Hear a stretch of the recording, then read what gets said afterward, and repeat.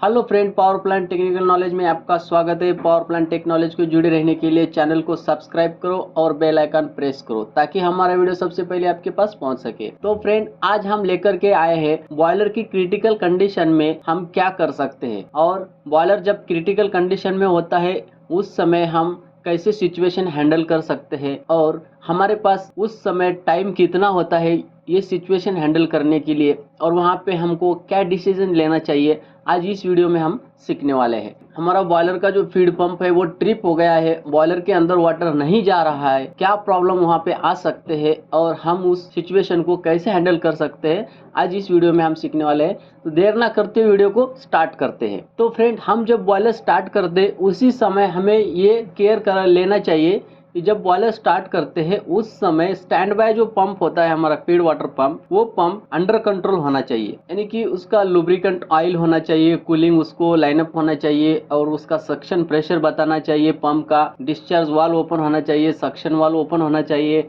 Recirculation valve open होना चाहिए, balance valve open होना चाहिए। ये सब हमको बॉयलर स्टार्ट करने से पहले स्टैंड बाय पंप का देख लेना चाहिए ताकि इमरजेंसी में हम उसको स्टार्ट कर सके। फिर भी हमारा वो पंप स्टार्ट नहीं होता है, कुछ ऐसी प्रॉब्लम है कि हमारे पास वाटर ही नहीं है और बॉयलर तो हमारा रनिंग है, उस समय हम क्या कर सकते हैं। तो आइए देखते हैं प्रॉब्लम। पहले हम देखेंगे प्रॉब्लम क्या क्या आ सकता है, उसके बाद हम वो सिचुएशन कैसे हैंडल कर सकते हैं, स्टेप बाय स्टेप हम इस वीडियो में देखने वाले। तो यहाँ पे आप देख सकते हो फीड वाटर पंप का जो है, यहाँ पे cooling line, lubricant, bearing oil, temperature, ये पूरा हमें बॉयलर स्टार्ट करने से पहले ही देखना चाहिए और बॉयलर जब रनिंग में होता है तब भी हमें यहाँ पे इसका पूरा केयर करके यहाँ पे देख लेना चाहिए राउंड मार के कि पंप को लुब्रिकेंट है, कूलिंग वाटर लाइनअप है और नॉर्मल है। Boiler feed pump pressure gauge को हमें यहाँ पे चेक कर लेना चाहिए, सक्शन प्रेशर है कि नहीं, उसके बाद बैलेंसिंग प्रेशर कितना है और डिस्चार्ज प्रेशर कितना है वो हमें चेक कर लेना चाहिए और करते रहना चाहिए रनिंग में। आप यहाँ पे देख सकते हो, अगर हमारा बॉयलर का वाटर लेवल लो जाता है, समझो आपका पंप ट्रिप हो गया है और बॉयलर वाटर लेवल लो जा रहा है, तो ये बॉयलर वाटर जो लेवल लो जा रहा है इसमें क्या प्रॉब्लम हो सकता है, क्यों लो जा रही है, कुछ तो प्रॉब्लम होगा। तो क्या क्या प्रॉब्लम आ सकते हैं, कौन कौन से प्रॉब्लम के चांसेस है, यहाँ पे हम प्रॉब्लम लिस्ट देखेंगे।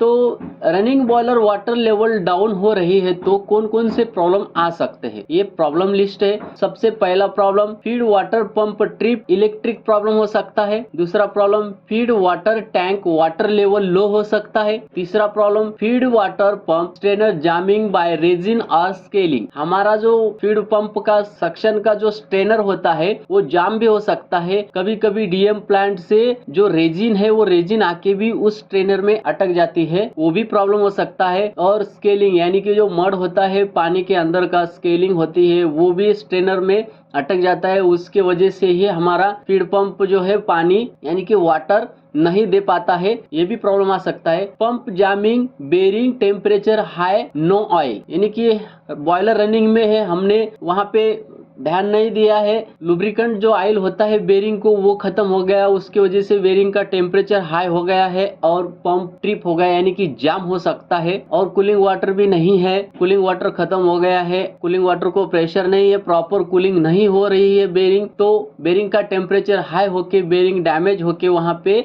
जो हमारा शाफ्ट है वो जाम हो सकता है, ये भी प्रॉब्लम आ सकता है। उसके बाद feed water flow control valve stuck up, हमारा जो फ्लो कंट्रोल वाल्व होता है, फीड चेक वाल्व भी हम उसको बोलते हैं, वो भी अटक जाता है कभी कभी, क्योंकि वो न्यूमेटिक यानी कि एयर के ऊपर ऑपरेट होता है वो, तो उसको भी हमें चेक कर लेना चाहिए। Over steam load on the boiler, जब हमारे बॉयलर के ऊपर ओवर स्टीम लोड यानी कि ज्यादा लोड होता है उस समय वाटर फ्लो हमें कम मिलता है, तो वहाँ पे भी हमारा बॉयलर का वाटर लेवल लो हो सकता है। और पंप वेपराइजेशन यानी कि जो डेरिएटर टैंक है हमारा, उसमें ज्यादा टेम्परेचर बढ़ गया है, 130 135 तक गया है और हमारा जो पंप है वेपर लॉक हो गया है, यानी कि उसके अंदर वेपर हो गए हैं, तो वो बहुत हॉट हो जाता है हमारा पंप और वाटर का जो डिस्चार्ज प्रेशर है वो छोड़ देता है। तो आइए देखते हैं हम क्या कर सकते हैं ये प्रॉब्लम आने के बाद। आप यहाँ पे देख सकते हो, check flow control valve no stuck up, ये जो हमारा फीड वाटर कंट्रोल वाल्व है इसको हमें चेक करना है। जब हमारा बॉयलर वाटर लेवल डाउन है उस समय हमें यहाँ पे चेक करना चाहिए ये वाल्व कितना ओपन है। अगर हमारा बॉयलर 3 एलिमेंट में है तो यहाँ पे जब बॉयलर का वाटर लेवल डाउन होगा उस समय ये वाल्व ओपन होना चाहिए, ओपन कंडीशन में होना चाहिए। यहाँ पे ये 0 नहीं होना चाहिए क्योंकि हमारा बॉयलर वाटर का रिक्वायरमेंट कर रहा है, फिर भी अगर ये क्लोज है तो ये स्टकअप हो गया, ये हमें प्रॉब्लम यहाँ पे मिल सकता है। तो आप देख सकते हो फीड वाटर पंप जो है हमारा एक रनिंग में होता है और एक स्टैंड बाय में होता है। जो फीड वाटर पंप है अगर वो ट्रिप हो गया है तो इमरजेंसी में हमें स्टैंड बाय पंप चालू करना चाहिए, स्टार्ट करना चाहिए। यहाँ पे हमारा स्टैंड बाय पंप स्टार्ट करने के बाद भी हमें फ्लो नहीं मिलता है, यानी कि फीड वाटर टैंक में वाटर नहीं है, वाटर पूरा खत्म हो चुका है, अभी हमें वाटर का सोर्स नहीं है, तो हम क्या कर सकते हैं। सपोज कुछ प्रॉब्लम है कि फीड वाटर पंप भी नहीं स्टार्ट हो रहा है स्टैंड बाय, उस समय हम क्या कर सकते हैं। सबसे पहले हम कट ऑफ फायरिंग, हमारा जो बॉयलर का फायरिंग है वो कट करना है, हमें बंद करना है। उसके बाद हमें क्या करना है, cut off steam load of the boiler, boiler का जो स्टीम लोड है वो हमें कट करना है, प्लांट में इन्फॉर्म करके इमरजेंसी में हमें वो पूरा कट कर देना है। उसके बाद क्या करना है, close boiler MSSV main steam stop valve, boiler के अंदर जितना स्टीम है उतने ही स्टीम से हमें बॉयलर अभी बचाना है, क्योंकि हमें अभी दूसरा सोर्स नहीं है बॉयलर के अंदर वाटर फीड करने के लिए। तो हम सबसे पहले जो स्टीम जनरेशन हो रही है उसको बंद कर देना है, यानी कि फायरिंग हमें सबसे पहले कट ऑफ कर देना है। उसके बाद स्टीम लोड कट ऑफ कर देना है और MSSV वाल्व क्लोज कर देना है। आप यहाँ पे देख सकते हो हमारे ड्रम में जो है 50% वाटर लेवल होता है और 50% वाटर लेवल वो कहाँ तक आना चाहिए, मिनिमम लेवल कहाँ तक रहना चाहिए बॉयलर में, ताकि हमारे बॉयलर को कोई प्रॉब्लम नहीं होना चाहिए। तो यहाँ पे आप देख सकते हो अभी हमारे यहाँ पे क्या है 50% वाटर लेवल है। तो और यहाँ से हमको समझ में आ गया कि हमारा जो फ्लो है वाटर का वो फ्लो नहीं मिल रहा है बॉयलर को, तो अभी वहां से हमारा वाटर लेवल धीरे धीरे डाउन होना चालू हो गया है। हमें समझो अलार्म आ गया है, नहीं तो हमें समझ में आ गया है कि वाटर लेवल डाउन हो रहा है। उस समय हमें प्रॉपर तरीके से फटाफट, मैंने जो प्रॉब्लम आपको बताया था ये वाले problem, feed water pump trip है क्या, अगर फीड वाटर पंप ट्रिप है तो हमें स्काडा पे, अगर बॉयलर स्काडा सिस्टम हो, DCS सिस्टम हो तो वहां पे आपको फ्लो बताएगा, वो फ्लो सबसे पहले चेक कर लेना चाहिए। फीड वाटर टैंक का लेवल है कि नहीं वो भी सबसे पहले यहाँ पे आपको चेक कर लेना चाहिए। अगर feed water pump strainer jamming by resin और स्केलिंग, तो आपको तुरंत जाके फीड वाटर पंप का स्ट्रेनर जाम है या नहीं ये कैसे समझ में आएगा, जब आप जाओगे फीड वाटर पंप के पास, वहां पे सक्शन प्रेशर आपको बताएगा। सक्शन प्रेशर अगर 1 kg है तो आपका जो स्ट्रेनर है वो जाम नहीं है, 1 kg है या 0.5 kg है तो आपका वहां पे स्ट्रेनर जाम नहीं है। अगर वहां पे 0 kg है यानी कि प्रेशर नहीं बता रहा है सक्शन, तो डेफिनेटली आपका जो फीड वाटर पंप का स्ट्रेनर है वो जाम है। यदि आपका फीड वाटर टैंक का लेवल है फिर भी आपको फ्लो नहीं मिल रहा है, उस समय अगर आपका सक्शन प्रेशर नहीं बता रहा है तो वहां पे स्ट्रेनर जाम है। अगर आपके फीड वाटर टैंक में ही लेवल नहीं है, सक्शन प्रेशर 0 बता रहा है, तो ऑलमोस्ट ऑब्वियसली यहाँ पे फीड वाटर टैंक का लेवल नहीं है, वाटर ही नहीं है, तो सक्शन प्रेशर कहाँ से बताएगा। तो और दूसरी बात आप देख सकते हो बेरिंग का टेम्परेचर चेक कर सकते हो, यहाँ पे उसका ऑयल देख सकते हो। अगर ऑयल नहीं है तो आपको समझ लेना चाहिए कि शाफ्ट यहाँ पे आपका जाम हो गया है। उसके बाद आप feed water flow control valve का भी स्टकअप देख सकते हो चेक करके फील्ड में जाके कि वहां पे ओपनिंग है या क्लोज है। और ओवर स्टीम लोड आपको पता है, स्टीम का ओवरलोड जो है आप स्काडा से या DCS से या आपको फ्लो मीटर होगा वहां पे आप देख सकते हो, वो जगह से ही फटाफट हमें ये इतने सारे प्रॉब्लम देख सकते हो। हाँ, उसमें अगर पंप हमारा वेपराइजेशन हो गया है तो आपको वहां पे तुरंत कुछ तो भी होस पाइप लेके कोल्ड वाटर है, यानी कि पंप को ठंडा करना है। पंप के ऊपर कूलिंग का जो वाटर है पंप को कूलिंग करना है। पंप के ऊपर आपको होस पाइप पकड़ के रॉ वाटर या कूलिंग वाटर से आपको उसको कूल करना है। जब हमारा फीड वाटर पंप कूल होता है उस समय वाटर खींचना चालू कर देता है, यानी कि डिस्चार्ज प्रेशर हमें देना चालू कर देता है। और डेरेटेड टैंक में जो स्टीम हमने लगाया है हीटिंग के लिए, वो स्टीम आपको तुरंत बंद कर देना है और पंप को कूलिंग कंटिन्यू करना है। उसके बाद आपका पंप पानी खींचने लग जाएगा, डिस्चार्ज प्रेशर आपको मिलेगा और फ्लो मिलेगा। समझो पंप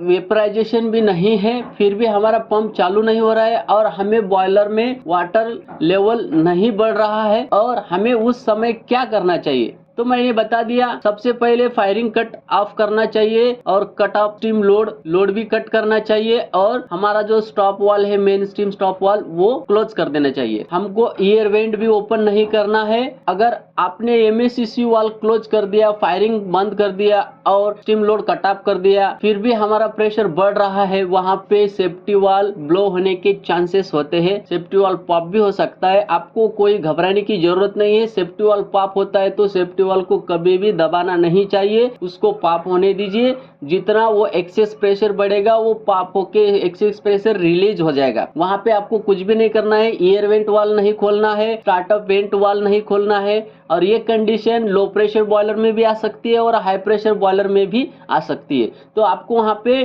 कुछ भी नहीं ओपन करना है बॉयलर का, आपको सिर्फ मेन स्टीम स्टॉप वाल क्लोज कर देना है और नेचुरल ड्रॉप से आपको बॉयलर कूल करना है। अभी नेचुरल ड्रॉप से कैसे कूल करेंगे मैं आपको बताऊंगा। तो यहाँ पे और एक कंडीशन आ सकती है कि जब आप बॉयलर को बंद कर दोगे उस समय हमारा जो फर्नेस के अंदर कोयला होता है वो अनबर्निंग होता है, यानी कि आधा जल जाता है और आधा जल रहा होता है। तो उस समय क्या करें, हो सके तो वो जो फर्नेस के अंदर जो कोयला जल रहा है, बर्न हो रहा है, वो आप बाहर खींच ले, यानी कि फर्नेस से बाहर निकाल दे। तो ट्रैवलिंग ग्रेड है तो ट्रैवलिंग ग्रेड का RPM बढ़ा दीजिए, वो ऑटोमेटिक बाहर निकल जाएगा। अगर डंपिंग ग्रेड है तो मेन डोर जो होता है मैनुअल फायरिंग का, हमें इंस्पेक्शन करने का वो डोर होता है, उसमें फाउडी डाल के आप बाहर खींच सकते हो सब firing. ID fan, FD fan वहां पे आपको बंद रखना है, कुछ भी नहीं चालू करना है वहां पे। और हमारा जो बॉयलर है जो है वो प्रेशराइज कंडीशन में रखना है। हमारे बॉयलर में जितना भी स्टीम है उसी स्टीम से हमें कंडेंस करके वहां पे बॉयलर बचाना है, क्योंकि हमें अदर सोर्सेस नहीं है। उसके बाद हमारा जो टेम्परेचर है बॉयलर का वो बढ़ जाता है, उस गेज गिलास में वाटर लेवल नहीं दिखता है, आपने चेक कर लिया है तो समझो आपका जो बॉयलर है वो 10% वाटर लेवल में आ गया है। यानी कि आपके बॉयलर में जो डाउन कमर जोन ट्यूब होते हैं उस ट्यूब के पास वहां पे वाटर लेवल आ गया है। मिनिमम हमें इतना तो पानी बॉयलर के अंदर चाहिए, इतना वाटर हमें बॉयलर के अंदर चाहिए, इसके नीचे हमें बॉयलर के अंदर वाटर नहीं चाहिए। अगर इसके नीचे बॉयलर का वाटर चला गया तो बॉयलर में स्टारवेशन होने के चांसेस होते हैं। स्टारवेशन क्या होता है, स्टारवेशन बोले तो ट्यूब बेंड हो जाती है, ट्यूब पंक्चर हो जाती है। तो यहाँ पे हमें वैसी कंडीशन नहीं आने देना है, आपको घबराना नहीं है। पहली बात वहां पे आपको कूल माइंड रख करके सबसे पहले फायरिंग कट ऑफ कर देना है, उसके बाद स्टीम लोड कट ऑफ कर देना है, उसके बाद मेन स्टीम स्टॉप वाल क्लोज कर देना है। वहां पे बहुत सारे कंडीशन ऐसे हो सकते हैं, सेफ्टी वाल पॉप हो सकता है, एक्सेस प्रेशर बढ़ सकता है, तो वहां पे आप सेफ्टी वाल को पॉप होने दीजिए, आपको वहां पे कोई प्रॉब्लम नहीं है। और कोई वहां पे एयर वेंट वाल ओपन कर देती है, एयर वेंट वाल ओपन नहीं करना है। हमारे बॉयलर के अंदर जितनी भी स्टीम है वो स्टीम हमें वेस्ट नहीं करना है, वो स्टीम हमें बचा के रखना है, उसी स्टीम से हमें कंडेंस करना है। हमारे ट्यूब के कूलिंग के लिए वो स्टीम काम देती है। तो जितना हो सके बॉयलर का अंदर का जितना भी हॉट यानी कि कोयला है, जल रहा है, वो बाहर निकालने की कोशिश करे और ID फैन, FD फैन बंद करे। जब आपके बॉयलर के अंदर का कोयला और अनबर्निंग जो बर्निंग हो रहा है वो फायर बाहर निकालने के बाद आप ID फैन स्टार्ट करके नेचुरल ड्रॉप से बॉयलर कूल कर सकते हो। नेचुरल ड्रॉप यानी कि ID फैन आपको सिर्फ स्टार्ट करना है और उसका धीरे धीरे से RPM आपको बढ़ाना है और जो फर्नेस के मेन साइड के डोर होते हैं वो डोर आपको ओपन कर देना है, ताकि हमारा क्लाइमेट का जो एयर है वो अंदर जा सके और कूल हो सके। तो ये जो सिचुएशन है, ये सिचुएशन बॉयलर में 15% वाटर अगर है तो ये आप कर सकते हो। उसके बाद यहाँ पे आप देख सकते हो ये हमारा जो यहाँ पे हमारा जो ये डाउन कमर ट्यूब है, अगर डाउन कमर ट्यूब में ही वाटर नहीं है, आपको बहुत देर हो गई है, यहाँ पे बॉयलर में वाटर लेवल नहीं है, तो आप क्या कर सकते हो, 15% यानी कि 15% भी हमारे बॉयलर में वाटर लेवल नहीं है और टेम्परेचर बहुत बढ़ गया है और आपको वहाँ पे पानी मिल गया है। तो टेम्परेचर बढ़ जाने के बाद यहाँ पे टेम्परेचर हो सकता है, अभी स्टीम ड्रम का टेम्परेचर होता है नॉर्मली सुपर हीटेड बॉयलर को 220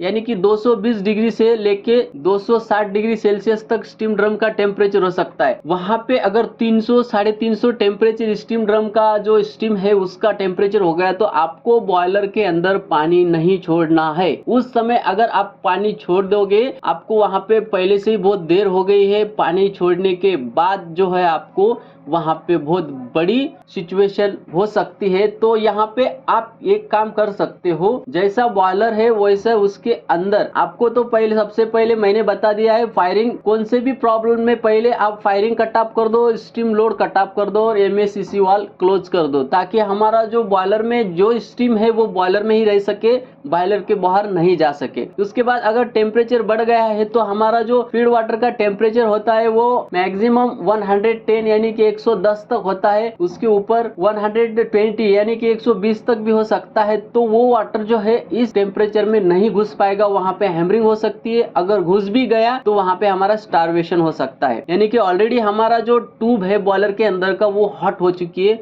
और उसके अंदर हम कूल वाटर उसके अंदर डालेंगे तो वहाँ पे वो बेंड हो सकती है, वहाँ पे पंक्चर हो सकती है ट्यूब। आपको पता है कि हम जब तवे पे वाटर डालते हैं यानी कि पानी डालते हैं तो वहाँ पे कैसा आवाज आता है हैमरिंग का, वैसे ही इस बॉयलर में होता है। तो आपको वहाँ पे वैसे जो हॉट बॉयलर है वो हॉट बॉयलर नेचुरल ड्रॉप से आपको कूल करना है, आपको वहाँ पे वाटर अंदर नहीं डालना है। अगर आपके बॉयलर के अंदर पानी ही नहीं है, वाटर ही नहीं है, पूरा खत्म हो गया है और स्टीम ड्रम का टेम्परेचर इतना बढ़ गया है, फर्नेस का टेम्परेचर बढ़ गया है, तो वहाँ पे आपको मैक्सिमम चांसेस वहाँ पे ये है कि बॉयलर बचाने के, जो फर्नेस के अंदर हॉट यानी कि कोल फायर्ड बॉयलर में ऐसा होता है कि फायरिंग बंद करने के बाद ही आपका टेम्परेचर बढ़ेगा और प्रेशर बढ़ेगा।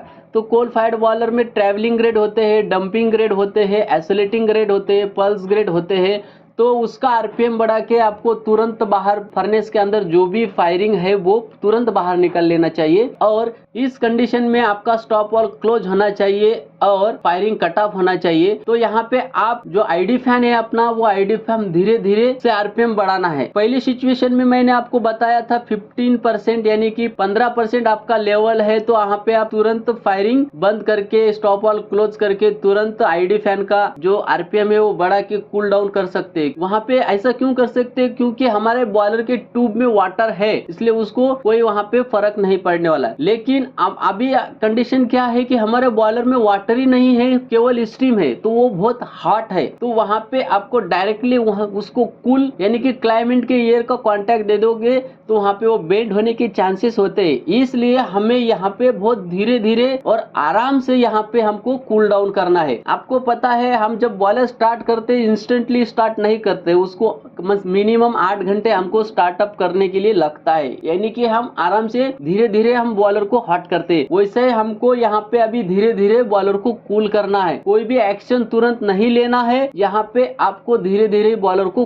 कूल करना है। अगर आपके बॉयलर में वाटर नहीं है, केवल स्टीम बच गया है, स्टीम बचने के बाद आपको पता है आगे क्या सिचुएशन होने वाला है, तो वहाँ पे आपको घबराना नहीं है। और मैक्सिमम आप यहाँ पे ये देखिए कि आपका कौन सा वाल्व ओपन है या नहीं है। अगर कौन सा भी वाल्व ओपन हो, स्टीम साइड का, वाटर साइड का, तो आप वहाँ पे तुरंत उसको क्लोज कर दीजिए। हमारे बॉयलर के अंदर जितना ही स्टीम है उसको बचाने की कोशिश करें और बॉयलर के अंदर का जो अनबर्निंग है, कुछ भी कोयला जल रहा है, वो उसको बाहर निकालने की कोशिश करें और धीरे धीरे से आपको वहाँ पे नेचुरल ड्रॉप से बॉयलर को कूल करना है। बॉयलर के अंदर जो स्टीम है वो स्टीम आपको कंडेंस करना है और उसके बाद थोड़ी देर के बाद आपका जो टेम्परेचर है, अगर स्टीम ड्रम का वो जो टेम्परेचर है वो आ गया रेंज में, अपने ऑपरेटिंग रेंज में आ गया, उसके बाद आप बॉयलर में धीरे धीरे से वाटर छोड़ सकते हो। लेकिन वहाँ पे मिनिमम 4 घंटे तो आपको बॉयलर में पानी छोड़ने का यानी कि वाटर छोड़ने का चांस नहीं मिलेगा। भूल से आप गलती मत करो। जब हमारे बॉयलर में वाटर लेवल पूरा का पूरा डाउन है, उस समय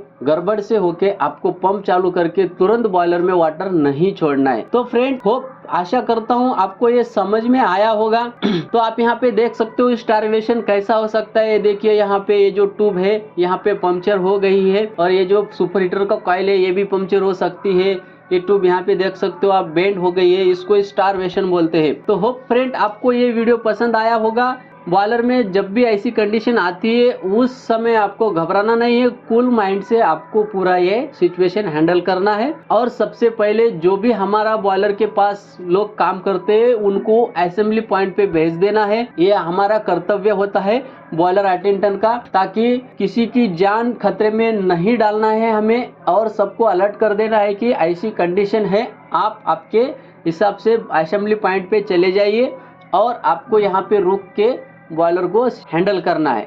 तो वहाँ पे कुछ भी नहीं होता है फ्रेंड, अगर आप कूल माइंड करके ये सिचुएशन हैंडल करते हैं तो मैंने जैसे बताया आप वैसा करोगे तो कोई प्रॉब्लम नहीं है फ्रेंड। आपको कूल माइंड से ये सब करना है। आपको बॉयलर में वाटर लेवल देख करके ये सिचुएशन हैंडल करना है। अगर बॉयलर में वाटर लेवल नहीं है, डायरेक्ट पंप आपको चालू नहीं करना है। बॉयलर में कंडीशन देखना है, बॉयलर का टेम्परेचर देखना है, बॉयलर का वाटर लेवल देखना है, उसके बाद ही आपको ये एक्शन लेना है। तो होप फ्रेंड आपको ये वीडियो बहुत अच्छा लगा हो तो लाइक करो और कमेंट करो आपको इसमें और क्या डाउट है। और friend power plant technical knowledge को जुड़े रहने के लिए चैनल को सब्सक्राइब करो और शेयर भी करो, लाइक भी करो। Thank you friend.